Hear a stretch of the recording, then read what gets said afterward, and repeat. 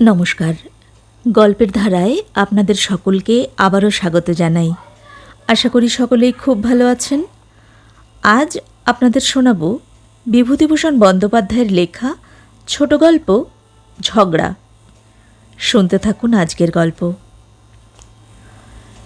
সন্ধ্যার সময় কেশব গাঙ্গুলির ভীষণ ঝগড়া হয়ে গেল দুই কন্যা ও স্ত্রীর সঙ্গে।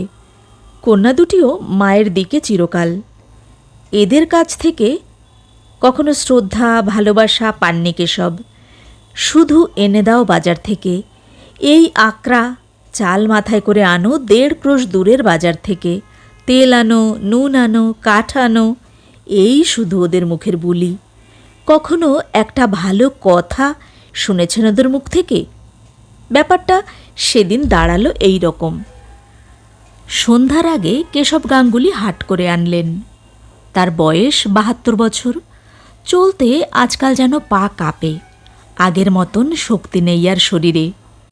2.5 টাকা করে চালের কাঠা, 2 কাঠা চাল কিনে আর তাছাড়া তরি তরকারি কিনে ভীষণ কর্দমময় পিছল পথে কোনো রকমে পড়তে পড়তে বেঁচে গিয়ে কেশব গাঙ্গুলি তো হাটের বোঝা বাড়িতে নিয়ে এলেন। স্ত্রী মুক্তকেশী বললে, দেখি কীরকম বাজার করলে? পটলগুলো এত ছোট কেন? কত করে সের? 10 আনা। ও বাড়ির পল্টু এনেছেন 9 আনা সের। তুমি বেশি দর দিয়ে নিয়ে এলে, তাও আবার ছোট পটল। এ কখনো 10 আনা সের না। বাহ, আমি মিথ্যে বলছি? তুমি বড্ড সত্যিবাদী যুধিষ্ঠির, তা আমার ভালো জানা আছে। আচ্ছা রও, ও পটল আমি ওজন করে দেখব। কেন, আমার কথা বিশ্বাস হলো না? না, তোমার কথা আমার বিশ্বাস তো হয়ই না। সত্যি কথা বলবো, তার আবার ঢাক ঢাক গুড় গুড় কি? এই হলো সূত্রপাত।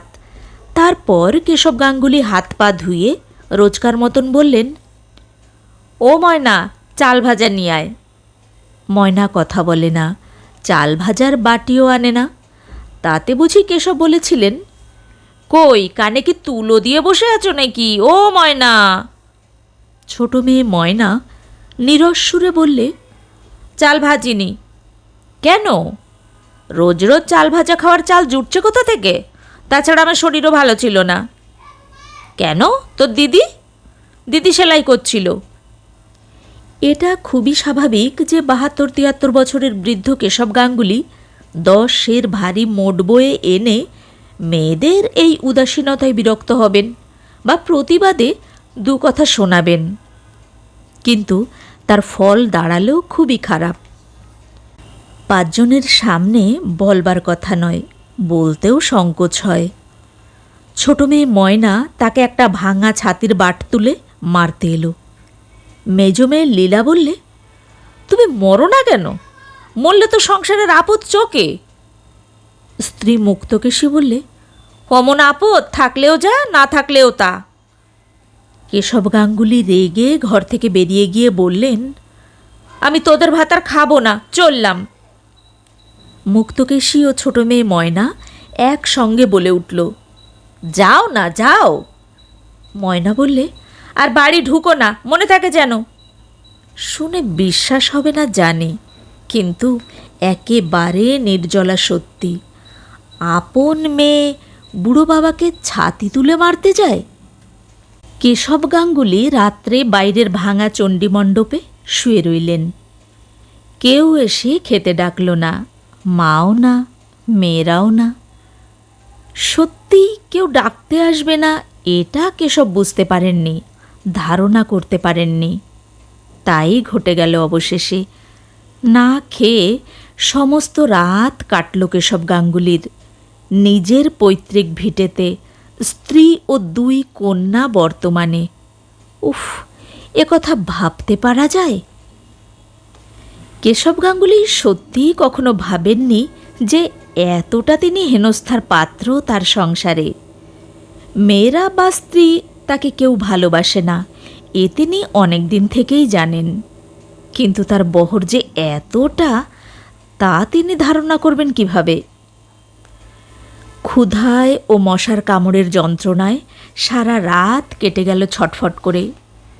সকালে উঠে আগে কেশব নদী থেকে স্নান করে এসে সন্ধ্যাহ্নিক ও জপ করে নিয়ে প্রতিবেশী যদুনন্দন মজুমদারের বাড়িতে চা খেতে গেলেন।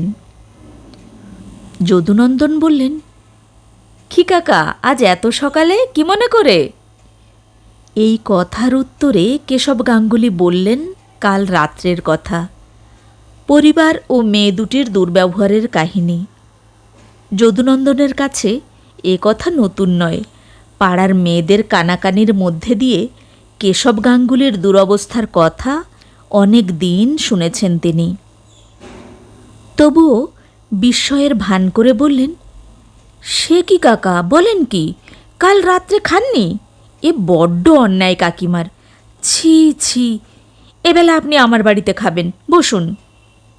কেশব গাঙ্গুলি আর বাড়ি এলেন না। সেখানেই দুপুর পর্যন্ত থেকে আহারের পর যখন বাড়িতে এলেন, তখন এক ভীষণ কাণ্ড বেঁধে গেল। মুক্তকেশী বললে, আবার বাড়িতে কেন? যাও, দূর হও। যে বাড়িতে গিয়ে নিন্দে রটনা করে এক পাথার ভাত মেরে এলে, সেখানেই যাও না। কতদিন খেতে দেয় দেখি একবার। মেয়েরাও বললে, বেশ তো, পরের বাড়ির টোকলা সেধে কতদিন চলে দেখি না, এখানে আবার কেন, যাও না। তাকে কি বলেছি আমি? আহা ন্যাকা, আমরা জানি নে। ওই তো যদুদার মেয়ে ঘাটে আজ ব্যাখ্যান করেছে সবার কাছে। ওই বুড়ো মানুষ ওকে খেতে দেয়নি, দূর দূর করে তাড়িয়ে দিয়েছে, মেরেছে, সে কত কথা আমরা শুনিনি কিছু। তা তো মিথ্যে কিছু বলিনি।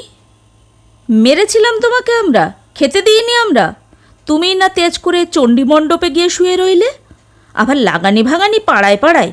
বেশ, লাগাও, লাগিয়ে করবে কি? যাও না, যেখানে খুশি। আমরা তো বলেছি বেরোও না। ছোট মেয়ে বললে, মরে যাও না, মরলেই তো বাঁচি। কেশব গাঙ্গুলি ঘরের মধ্যে ঢুকে জামা কাপড় পরে এবং একটা থলের মধ্যে কাপড় গামছা পুরে নিয়ে তেড়ে ফুঁড়ে বাড়ি থেকে বেরুলেন। বলে গেলেন, বেশ, তাই যাচ্ছি, আর তোদের বাড়ি আসবো না, চললাম। মুক্তকেশী চেঁচিয়ে বললে, তেজ করে যেমন বেরুনো হলো, তেমনি আর ঢুকো না বাড়িতে কালামুখ নিয়ে। দেখব তেজ, কে জ্বর হলে দেখে তা দেখব। কেশব গাঙ্গুলি হন হন করে বাড়ি থেকে বেরিয়ে চলে গেলেন।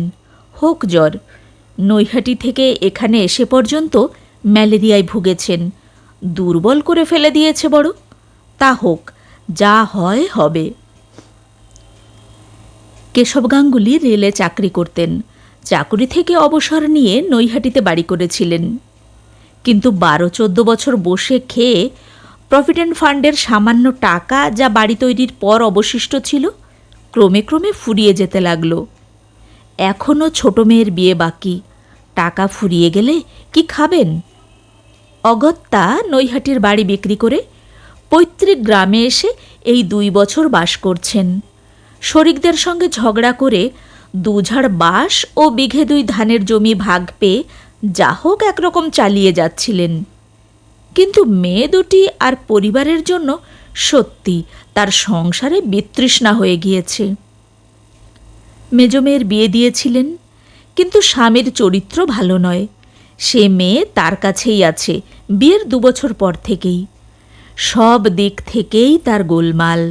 ভেবেছিলেন ছোট মেয়ের বিয়ে দিয়ে একরকম নির্ঝঞ্ঝাট হবেন, কিন্তু আর সংসারে তার দরকার নেই। যাদের জন্য চুরি করেন তারাই বলে চোর।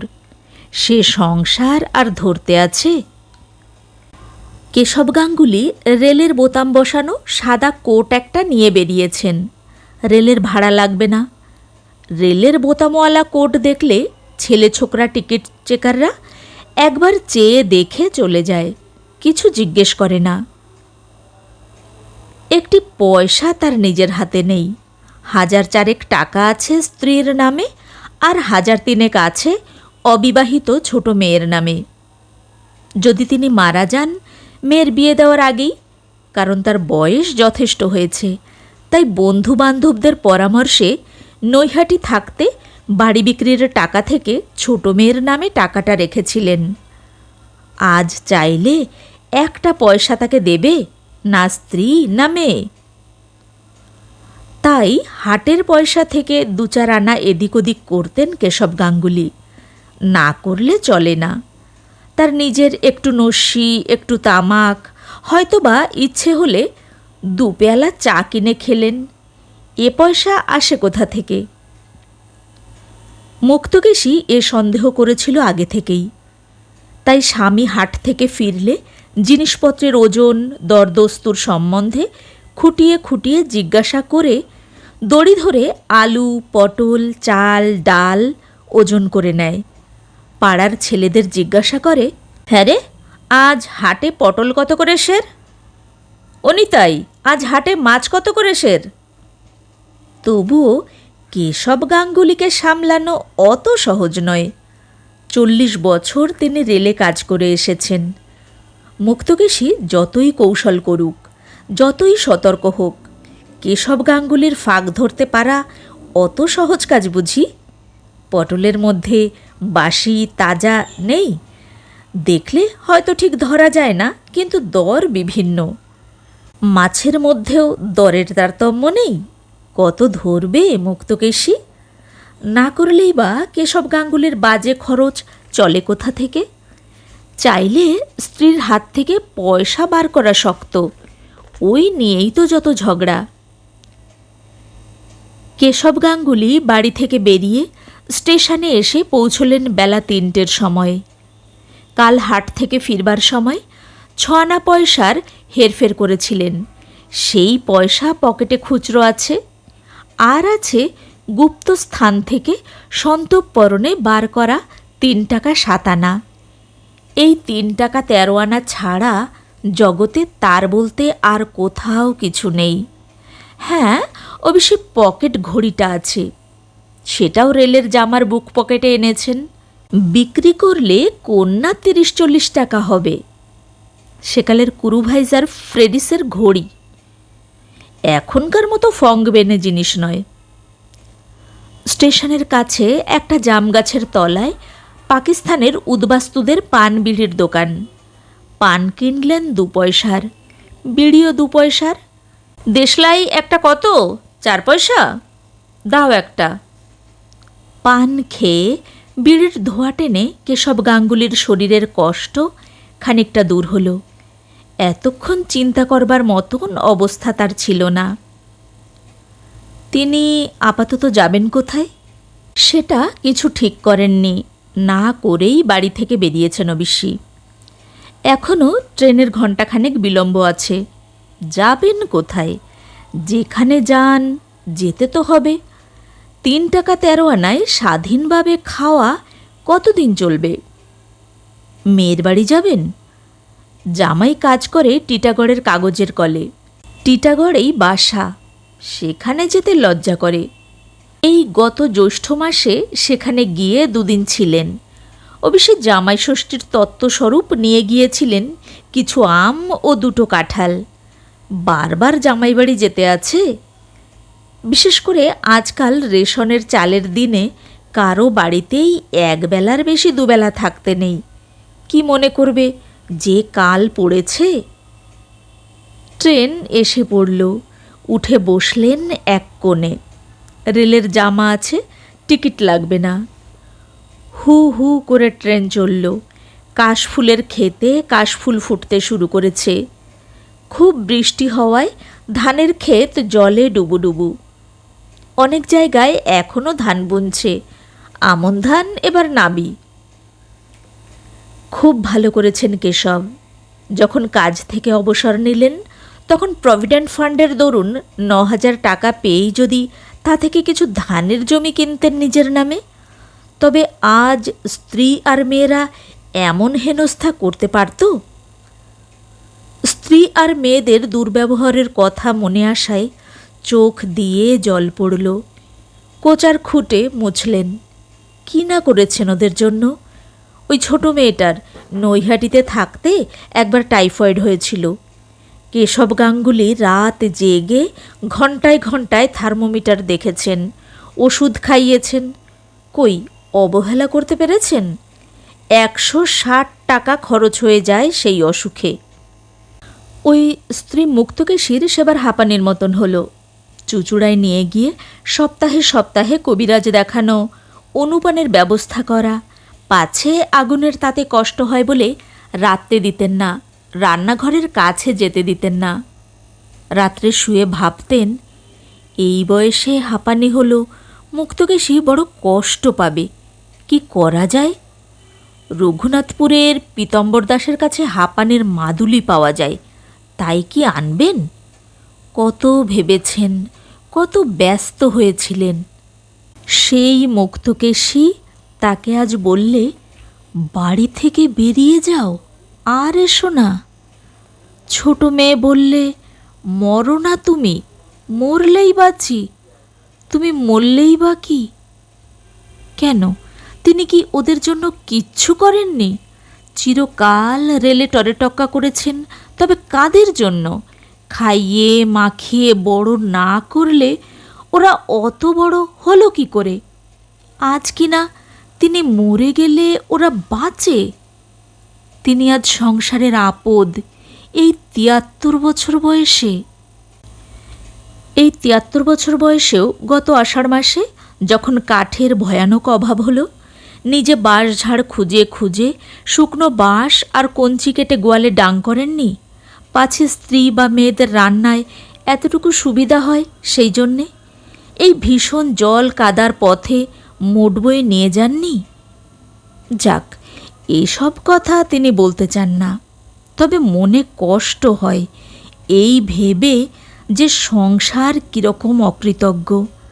যাদের জন্যে সারা জীবন খেটে খেটে গায়ের রক্ত জল করেছেন, তারাই আজ বলে কিনা তিনি মলেই তারা বাঁচে, তাদের কোনো ক্ষতি হবে না। কেশব গাঙ্গুলির মনের মধ্যেটা হা হা করে উঠল দুঃখে, চোখে আবার হু হু করে জল এলো। কোচার খুঁটে মুছলেন, আজ যদি টিকিট। কেশব গাঙ্গুলি মুখ তুলে চমকে চাইলেন। একটি ছোকরা টিকিট চেকার সামনে এসে দাঁড়িয়েছে। কেশব গাঙ্গুলি বললেন, রেলওয়ে সার্ভেন্ট।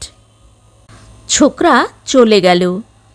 বেশ ছেলেটি, ওই রকম একটি ছেলে যদি আজ তার থাকত, তাহলে ওরা এমন কথা বলতে সাহস পেত না। সবই অদৃষ্ট। ছেলে তার হয়নি, হয়েছিল। তখন তিনি ৩ পাহাড় স্টেশনের তারবাবু। ছেলের নাম ছিল শান্টু। প্ল্যাটফর্মে হেলে দুলে চলে বেড়াত। আজও বেশ মনে আছে। তাকে বলতো, বাবা, আমাকে পুরনো টিকিট দেবে? পুরনো টিকিট হাতে পেলেই সে হঠাৎ মুখে পু শব্দ করে ট্রেন ছেড়ে দিত। তারপর ঝকঝক ঝকঝক শব্দ করতে করতে প্ল্যাটফর্মের ধারে ধারে খানিক দূর মাথা নাড়তে নাড়তে কেমন যেত। টরেটক্কার টেবিলে কাজ করতে করতে তিনি বসে বসে দেখতেন আর হাসতেন। মালকুলি রামদেওকে বলতেন শিশুকে ধরে বাসায় দিয়ে আসতে। শিশু বুঝতে পারত রামদেও তাকে ধরে নিয়ে যেতে আসছে। সে ছোট্ট পায়ে ছুট দিত, আর রামদেও পেছনে পেছনে এ খোকা বাবু, এ খোকা বাবু বলে ছুটত। এ দৃশ্য আজও এই এক্ষুনি চোখের সামনে দেখতে পাচ্ছেন কেশব। ১.৫ বছর বয়সে শান্টু মারা যায়। আজ ৩৬ বছর আগেকার কথা। তবুও যেন মনে হয় সেই সাহেবগঞ্জ স্টেশনের প্ল্যাটফর্মে বড় ঘোড়ানিম গাছটার ছায়ায় আজও শান্টু সেই রকম ছুটে ছুটে খেলা করে বেড়াচ্ছে। শান্টু থাকলে আজ বোধহয় এমন কষ্ট কেশব গাঙ্গুলির হতো না। চোখ দিয়ে এবার ঝরঝর করে জল পড়ল। মনের মধ্যে, বুকের মধ্যে কি একটা যেন ঠেলে ফুলে ফেপে উত্তাল হয়ে উঠল। কেশব জালনা দিয়ে বাইরের দিকে তাকিয়ে রইলেন। একটা রাখাল বালক একটা গরুকে কি নির্দয়ভাবেই না প্রহার করছে। খুব বৃষ্টির জল বেঁধেছে ডোবায়, পুকুরে। এক জায়গায় ছোট্ট ছোট্ট ছেলেমেয়েরা গামছা দিয়ে ছেঁকে কুচো মাছ ধরছে। টেলিগ্রাফের তারে একটা কি পাখি বসে রয়েছে। নৈহাটি। কেশব গাঙ্গুলির চিন্তা সূত্র ছিন্ন হয়ে গেল। তিনি তাড়াতাড়ি গাড়ি থেকে নেমে পড়লেন। সন্ধ্যার আর বিলম্ব নেই। এখানে সাবেক বাসা ছিল। 2-4 জন বন্ধুর সঙ্গে আলাপ আছে। তাদের কারো বাড়ি যাবার ইচ্ছে নেই। তবুও না গেলে রাত্রে থাকবেন কোথায় এই অভদ্রা বর্ষাকালে? খাবেনই বা কি? রমাপতির বাড়ি যাবেন। রমাপতি কুণ্ডুর বড় গোলদারি দোকান ও রেস্টুরেন্ট। নাম দি কমলাপতি মডার্ন রেস্টুরেন্ট। রমাপতির বড় ছেলের নাম কমলাপতি। তার ছেলে শান্তি ওই রেস্টুরেন্টে বসে। খুব বিক্রি। 4-5টা ছোকরা চা খাবার দিতে দিতে হিমশিম খেয়ে যাচ্ছে। শান্তি তাকে দেখে বললে, এই যে দাদু, আসুন। দেশ থেকে? ভালো সব? ওরে, ভালো করে গরম জলে ধুয়ে 1 কাপ চা দে দাদুকে। আর কি খাবেন? একটা চপ দেবে? ভালো চপ আছে। না, টোস্ট দিক? তবে থাক। কেশব গাঙ্গুলি জানেন এখানে যা খাবেন তার নগদ দাম দিতে হবে এক্ষুনি। আর একবার এইরকম হয়েছিল। তাকে খাতির করছে ভেবে চপ, কাটলেট, ডিম যা নিয়ে আসে তাই খান। শেষে হাসি মুখে আপ্যায়িত করে বিদায় নেবার জন্যে টেবিলের কাছে যেতেই শান্তি হাসি মুখে বললে, 1 টাকা 13.5 আনা। আজ আর সে ভুল করবেন না। হাতে পয়সা কম। চায়ের 6 পয়সা দাম দিয়ে কিছুক্ষণ বসে রইলেন। শান্তিকে বললেন, তোমার বাবা ভালো? তোমার দাদু বাড়িতে আছেন? আগে হ্যাঁ। একবার যাব দেখা করতে। যান না, এখন বৈঠকখানাতেই বসে আছেন। আর শশী কাকা আছেন। আচ্ছা, আসি। কেশব গাঙ্গুলির মনটা খারাপ হয়ে গেল। ব্যবসাদারের চক্ষু লজ্জা নেই। সংসার বড় কঠিন জায়গা। তবু রমাপতির বাড়িতেই গেলেন। রমাপতি কুণ্ডু তার সমবয়সী। তাকে দেখে খুশি হল। যত্ন করলে খুব। রাত্রে লুচি, তরকারি, মিষ্টি খাওয়ালে। ভালো গদি পাতা নেটের মশারি খাটানো বিছানায় শুয়ে কেশব মশারির চালের দিকে চেয়ে দীর্ঘ নিঃশ্বাস ফেললেন। পরের এমন সুন্দর বিছানাতে কতদিন তিনি শোবেন? তার আশ্রয়স্থল তো বৃক্ষতল। এরা না হয় আজ রাত্রেই খাতির করে আশ্রয় দিয়েছে। কেন অপরের অদৃষ্টে এত সুখ থাকে, আর তার অদৃষ্টে এমন ধারা? এই তো রমাপতিকে দেখলেন। তার নাতনিরা কত যত্নে বাতাস করতে লাগলো খাওয়ার সময়ে। খাওয়ার পর এক বড় নাতনি আমলা নাকি রোজ তেল মালিশ করে দাদুর পায়ে। পুত্রবধূরা বাবা বলতে অজ্ঞান। সেটা হয়তো পয়সাওয়ালা বলে। রমাপতির নামেই ব্যবসা, লক্ষপতি লোক। আজ তার হাতে যদি পয়সা থাকত, তবে কি আর মেয়েটা তাকে অমন কথা বলতে সাহস করত? তিনি নিঃস্ব, কাজেই তাকে হেনস্থা করে। পয়সা এমন জিনিস। কত কি ভাবতে ভাবতে কেশবের ঘুম এলো। একটা বড্ড ব্যথার জায়গা খচখচ করে। যখন তিনি চলে যাচ্ছেন বাড়ি থেকে বেরিয়ে, তখন মেয়েরা কেন দৌড়ে এসে পথ আটকাল না? স্ত্রী কেন ছুটে এলো না? সব মিথ্যে, সব ভুয়ো, সব স্বার্থের দাস। দয়া, মায়া, স্নেহ, মমতা পৃথিবীতে নেই। রমাপতি কুণ্ডু লক্ষপতি। তাই আজ নাতি নাতনি তার পায়ে তেল মালিশ করে। পুত্রবধূরা দুধের বাটি মুখে ধরে। যদি তার টাকা থাকত, তার আদরও ওই রকমই হতো। সকালে উঠে রমাপতি কুণ্ডু বললেন, গঙ্গা স্নান করবেন না গাঙ্গুলি মশাই? গঙ্গাহীন দেশে থাকেন, গঙ্গা স্নানটা করলে ভালো হতো। দুজনে গঙ্গা স্নান করে এলেন। তারপর রমাপতির ছোট নাতনি তাদের দুজনের জন্য শ্বেতপাথরের রেকাবিতে কাটা পেঁপে, কলা, নাশপাতির টুকরো আর সন্দেশ, রসগোল্লা ও চমচম নিয়ে এলো। কেশব গাঙ্গুলিকে বললে, দাদু, আপনার রান্নার জোগাড় কি এক্ষুনি করে দেব, না একটু দেরি হবে? অর্থাৎ এরা গন্ধবণিক, ভাত রেঁধে দেবে না ব্রাহ্মণের পাতে। রাত্রে লুচি খাওয়াতে পারে, কিন্তু দিনে ভাত রেঁধে খেতে হবে। কেশব বললেন, আমি চলে যাব আজ দিদি। রমাপতি কুণ্ডু বললে, সে কি কথা গাঙ্গুলি মশাই, আজ ওবেলা আপনাকে নিয়ে হরিসভায় ভাগবত পাঠ শুনতে যাব ঠিক করে রেখেছি।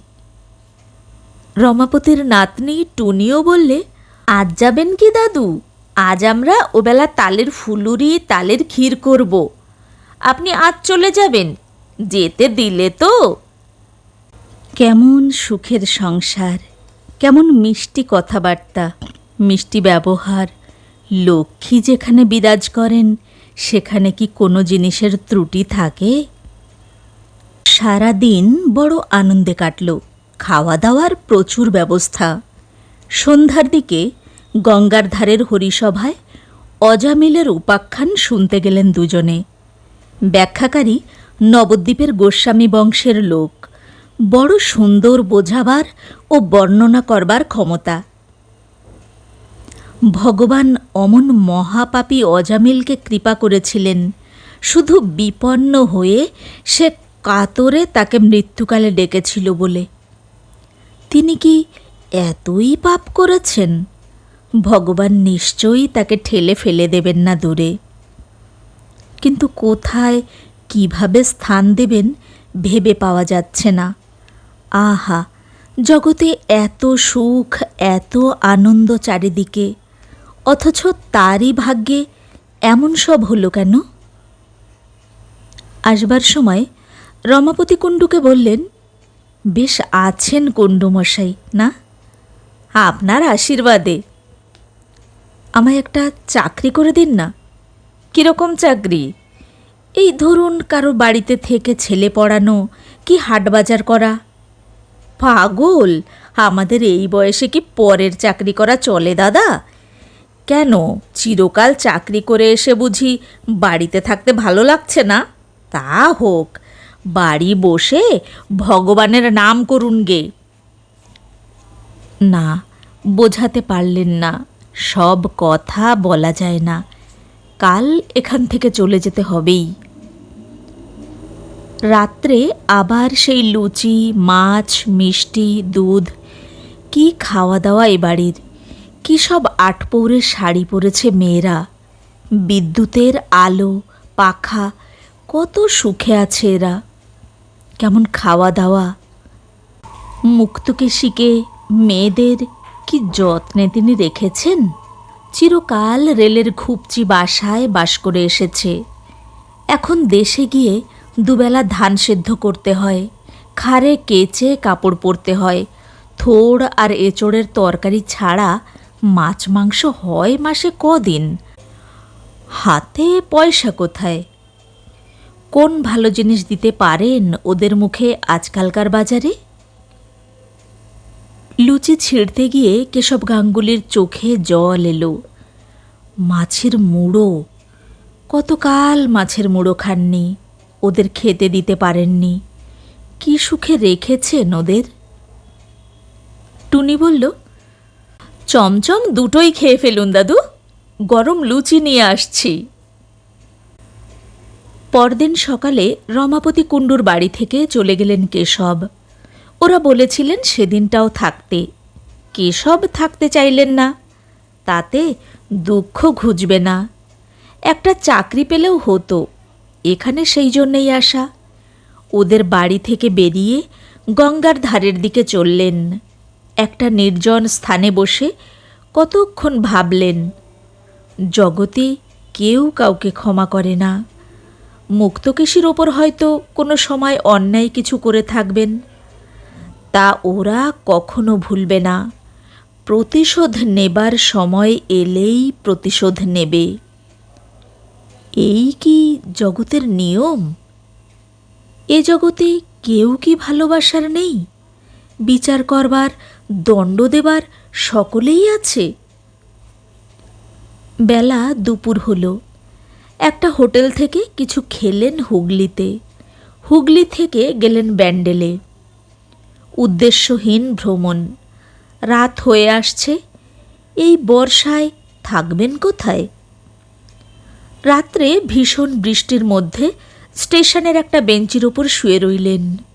শীত করতে লাগলো ঠান্ডা বাতাসে। গায়ে দেবার কিছু আনা উচিত ছিল, আনা হয়নি। ভুল হয়ে গিয়েছে। ভুল, ভুল, সব ভুল জীবনে।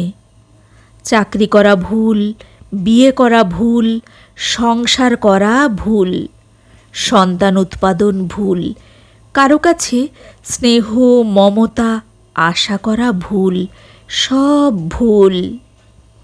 জীবনটা একটা মস্ত ভুল, একটা মস্ত ফাঁকা, একটা মস্ত ফাঁকি। না, ওসব আর তিনি ভাববেন না। 4 দিন পরে কেশব গাঙ্গুলির হাতের সব টাকা ফুরিয়ে গিয়েছে। ব্যান্ডেল স্টেশনের বেঞ্চিতে শুয়ে একদিন কাটল। কাল থেকে কিছু খাওয়া হয়নি। খুব খিদে পেয়েছে। চলবেন কি করে? তার শরীর ঝিমঝিম করছে খিদেতে। 73 বছর বয়সে খিদে সহ্য করবার মতন শক্তি তার নেই। সত্যি বড় খিদে পেয়েছে। কি করবেন এখন? ঘড়িটা বেচবেন? মনে পড়ে তার প্রথম যৌবনে তিনি ব্যান্ডেল স্টেশনের সিগন্যাল ক্লার্ক ছিলেন। ওই তো তার সেই ঘর, সেই টেবিল, সব সেই রকমই আছে। তার কোয়ার্টার্স এখানে ছিল না। গঙ্গার ধারে একটা ছোট্ট বাড়ি ভাড়া করে পিসিমাকে নিয়ে থাকতেন। বাসার কাছে একটা ঘোড়া নিম গাছ ছিল। 50 বছর আগেকার কথা, অর্ধ শতাব্দী। আশ্চর্য, সেই টেলিগ্রাফের টেবিলটা আজও আছে। মুক্তকেশীর সঙ্গে তখন সবে বিয়ে হয়েছে। ঘোড়া নিম গাছের তলাকার সেই বাসায় মুক্তকেশী ঠিক সন্ধ্যা 7টার সময় জালনার কাছে এসে দাঁড়িয়ে থাকত। তিনি ফিরবেন, তাকে দেখবে বলে। ষোড়শী বালিকা মুক্তকেশী। কি হাসি ছিল মুখের! চোখ হাসত তাকে দূর পথের উপর দেখতে পেয়ে। সেই বাড়িটা আজও তাদের দুজনের অতীত যৌবনের সুখের প্রহরগুলির সাক্ষী। সেই বাড়িটা। একদিন বললেন, আচ্ছা মুক্ত, তুমি দাঁড়িয়ে থাকো কেন জালনায়? মুক্ত বলেছিল, তুমি আসো তাই। কেন? পথের উপর দেখতে পেয়ে খুশি লাগে। কতক্ষণ দেখিনে, মন কেমন করে? তা করে না। একদিন মনে আছে তাকে জালনা থেকে বললে, আজ কি করেছি বলো তো তোমার জন্যে? কি গো? ডাল পুরি। সত্যি? হ্যাঁ, এসে দেখো। তারপর তিনি বাড়িতে ঢুকলে তাকে পাখার বাতাস দিয়ে সুস্থ করে মুক্ত পিঁড়ি পেতে বসিয়ে 16-17খানা গরম ডাল পুরি খাইয়েছিল, কত যত্ন করে। আর সেই মুক্তকেশী আজ 50 বছর পরে তাকে দূর করে বাড়ি থেকে তাড়িয়ে দিল। আজ যখন মুক্তকেশীর সেবা সবচেয়ে তার দরকার হয়েছে, তখন চোখ দিয়ে জল বেয়ে পড়ল হু হু করে কেশব গাঙ্গুলির। কেমন যেন মনে হলো সব শূন্য। ওই আকাশের নিরালা মেঘগুলির মতোই তার মন শূন্য, জীবন শূন্য, নিরালা, নিরবলম্বন। পৃথিবীতে কেউ তার কোথাও নেই। 50 বছর আগের সেই ষোড়শী রূপসী মুক্তকেশীকে আজ আর কোথাও খুঁজে পাওয়া যাবে না। কোন অজানা দিগন্তে সে মিলিয়ে গিয়েছে বহুকাল আগে। জীবনটা কেন এত বড় ফাঁকি, এত বড় মিথ্যে? এত বড় জুয়া চুরি? আরে গাঙ্গুলি বাবু যে, কোথায় ছিলেন এতদিন? কেশব চমকে পিছন ফিরে চেয়ে দেখলেন একজন মধ্যবয়স্ক টিকিট চেকার, ক্রু দলের মোড়ল। ওর নামটা তিনি জানতেন, এইমাত্র তিনি হঠাৎ ভুলে গেলেন। বুড়ো হয়েছেন, মুখ দেখে এখন আর ভালো বলতে পারেন না। বাড়ি ছিলাম ভাই। তারপর এখানে কি মনে করে? বৌদির সঙ্গে ঝগড়া করে নাকি? কেশবের মুখ বিবর্ণ হয়ে গেল। কাষ্ঠ হাসি হেসে বললেন, হ্যাঁ ভাই, সেসব তাই বটে। চলুন সাহেবগঞ্জ পর্যন্ত বেরিয়ে আসা যাক। চেক করতে বেরিয়েছি, চলুন আমার সঙ্গে। সেকেন্ড ক্লাসে তুলে দিচ্ছি, আসুন। খাবো কোথায়? আপনি খাননি এখনো? বর্ধমানে খাওয়াবো, চলুন। জিনিসপত্র কিছু আছে? কিচ্ছু না, তবে চলুন। এক্সপ্রেস এসে পড়ল। বর্ধমানের ক্রুদের ঘর থেকে সঙ্গী লোকটির জন্যে ভাত তরকারি এলো। রাত তখন 7:30। দুজনে ভাগ করে খেলেন। সঙ্গী ব্রাহ্মণ, নাম পঞ্চানন বাড়ুজ্জে, বাড়ি জয়নগর মজিলপুর। পেট ভরে ভাত খেয়ে কেশব গাঙ্গুলির যেন ধরে প্রাণ এলো। উফ, সোজা খিদেটা পেয়েছিল। কি সুন্দর বর্ষা সজল বাতাস দুদিকের মাঠে বনে বইছে। কুরচি ফুলের সুবাস মাঝে মাঝে আসে বাতাসে।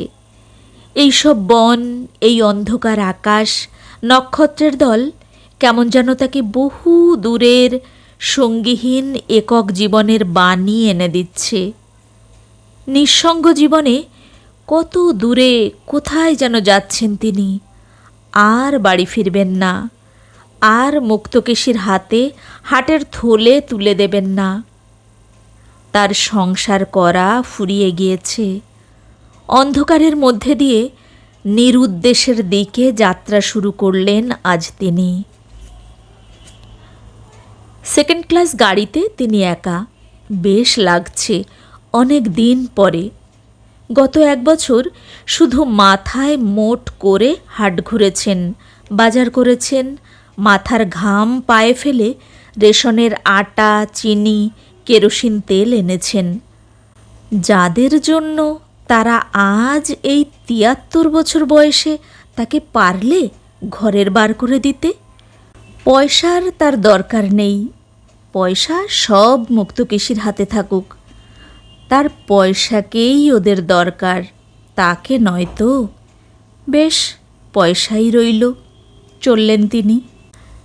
সাঁইথিয়া। অনেক রাত হয়েছে, এবার একটু ঘুমুলে হতো না? সারাদিন টোটো করে বেরিয়েছেন ব্যান্ডেলে। এই সাঁইথিয়াতে একবার তিনি রিলিফে এসেছিলেন, মনে আছে। বহুকাল আগে।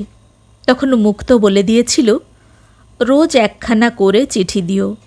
8খানা পোস্টকার্ড সঙ্গে দিয়ে দিয়েছিল। হঠাৎ মনে পড়ে গেল কথাটা।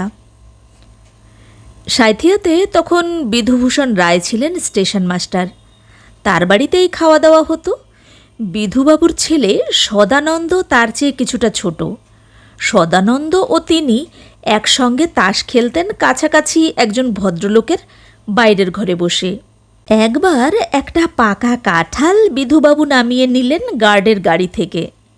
কাঁঠালটা আধপচা। সদানন্দ বললে, দাদা, মা বলেছেন ক্ষীর কাঁঠাল খাবেন ওবেলা। কেশব বললেন, ধুর, ওর বীজ ছাড়া আর কিচ্ছু পাওয়া যাবে না। আমি বলছি পাওয়া যাবে।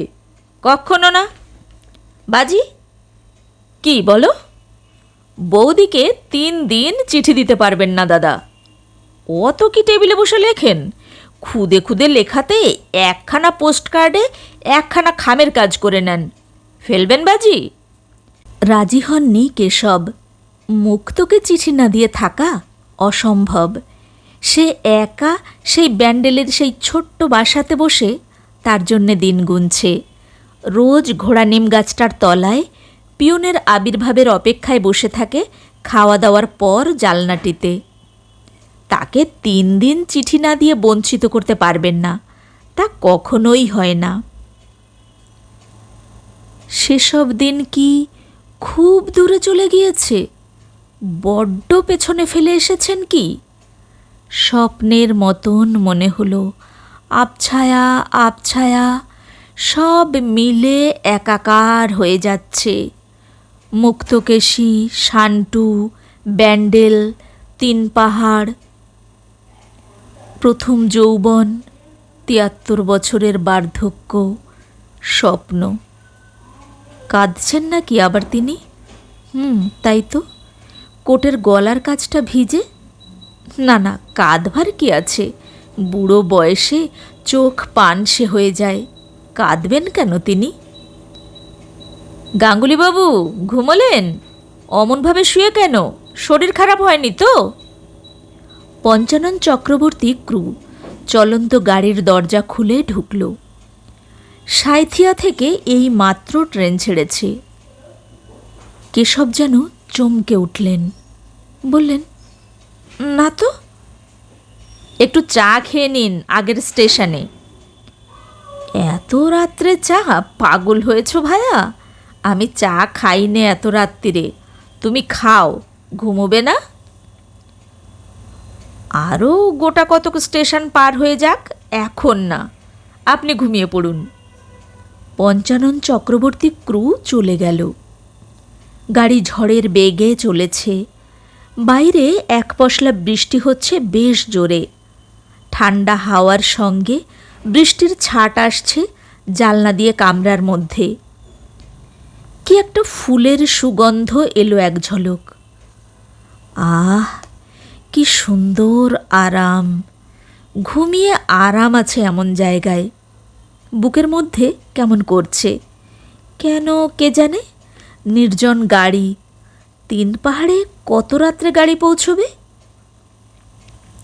বিয়ের ২-৩ বছর পরে তিন পাহাড়ে ছিলেন তিনি মুক্তকে নিয়ে, শান্টুকে নিয়ে।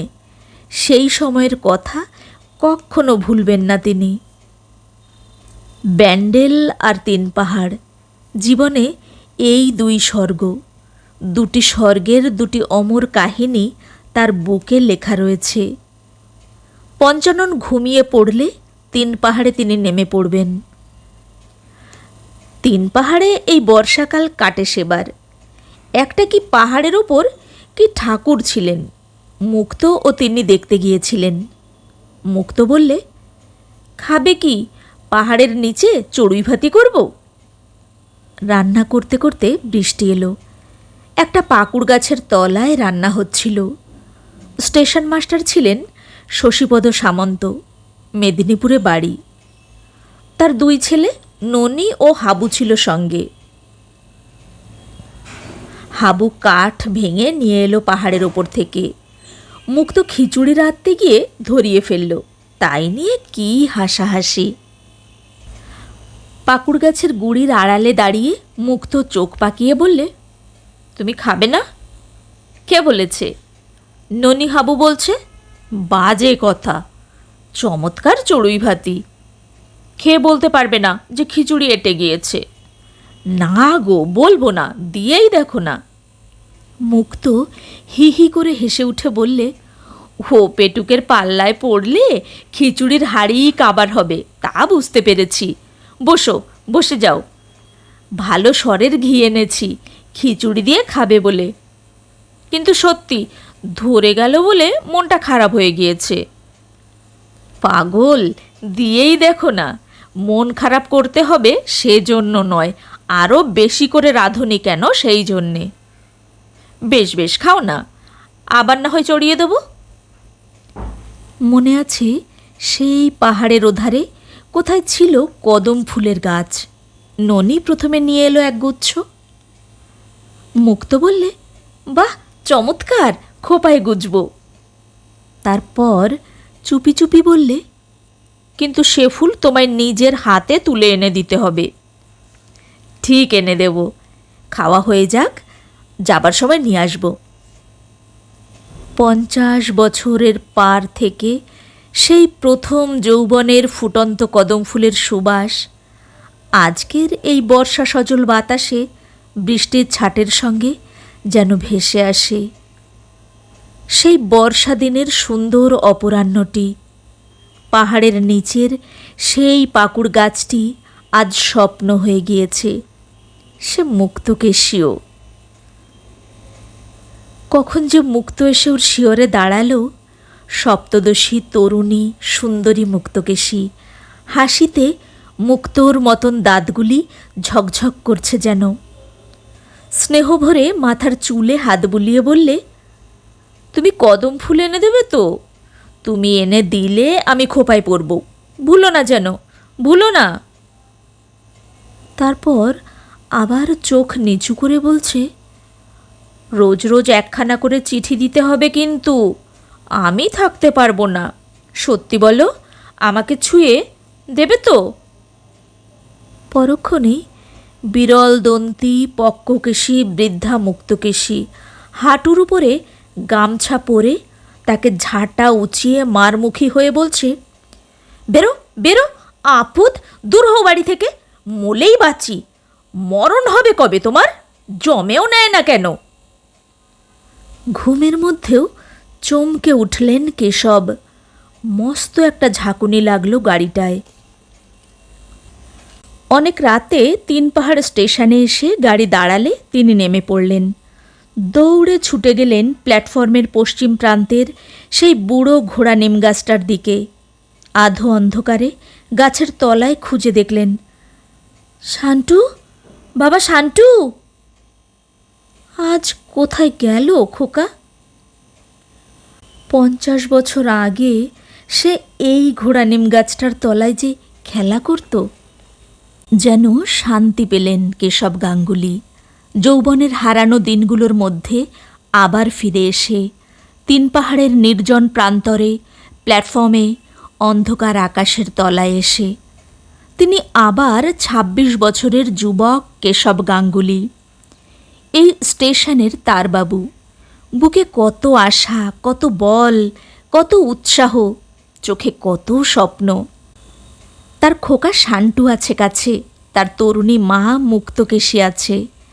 সব তিনি ফিরে পেয়েছেন। শান্টু, আয়, আমার কোলে আয়। রামদেও এখন তোকে বাসায় নিয়ে যাবে না, খেলা করে বেড়া প্ল্যাটফর্মে। প্ল্যাটফর্মের ঘোড়া নিম গাছটার তলায় দুদিন কেশব গাঙ্গুলি শুয়ে রইলেন। নির্জন স্টেশন, বিশেষ কেউ লক্ষ্য করত না। সত্যি কি অপূর্ব আনন্দে কাটল এই দুটো দিন। সব ফিরে পেয়েছিলেন আবার। 50 বছর আগেকার হারানো সব দিনগুলি। তিন পাহাড়ের বিহারি স্টেশন মাস্টার একদিন কুলিদের কাছে খবর পেলেন, কে এক বুড়ো বাঙালি বাবু জ্বরে বেহুশ অবস্থায় নিমগাছটার তলায় শুয়ে আছে। কোনো পরিচয় পাওয়া গেল না তখন রোগীর কাছে। আরও 2 দিন পরে স্টেশনের মুসাফিরখানায় লোকটি মারা গেল জ্বরের তাড়নায় এবং হৃদযন্ত্রের ক্রিয়া বন্ধ হয়ে। তখন মৃত ব্যক্তির শিয়রের তলা থেকে রেলের বোতামযুক্ত কোট বের হওয়াতে চারধারে জানাজানি হলো এবং ক্রুম্যান পঞ্চানন চক্রবর্তী এসে পড়ে সব পরিচয় দিলে। কিন্তু সে দেশের ঠিকানা কিছুই জানে না, দিতেও পারলে না কোনো খবর। ব্যান্ডেল স্টেশনে দেখা হয়েছিল, এই পর্যন্তই। কোথায় থাকতেন সে তখন বলতে পারলে না। আরও কয়েকদিন পরে মুক্তকেশী ও মেয়েরা টেলিগ্রাম পেয়ে এসে পড়লেন যেদিন তিন পাহাড়ে। তার কয়েকদিন আগে কেশব গাঙ্গুলির অস্থিকখানা সকরিগলি ঘাটের গঙ্গায় স্থান পেয়ে গিয়েছে রেলের বাবুদের সহযোগিতায়। মুক্তকেশী শুধু ফিরে পেলেন কুরুভাইজার ফ্লেরিসের সেই ঘড়িটা। এতক্ষণ আপনারা শুনছিলেন বিভূতিভূষণ বন্দ্যোপাধ্যায়ের লেখা ছোট গল্প ঝগড়া।